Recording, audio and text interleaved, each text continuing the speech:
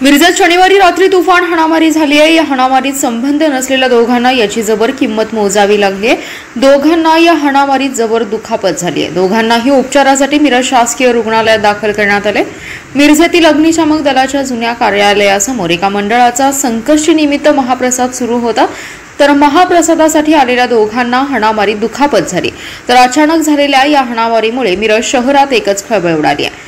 कोणत्या दोन गटात आणि कोणत्या कारणांमुळे सदरची घटना झाली ही मात्र माहिती मिळू शकली नाहीये। मिरजेतील खाजा वसाहत येथे एका मोटरसायकलीचेही नुकसान करण्यात आले। या घटनेची माहिती समजताच मिरज शहर पोलीस घटनास्थळी दाखल झाले। तर शहरात राडा करणाऱ्या टोळीची धरपकड करण्यासाठी पोलिसांनी पथके रवाना केली।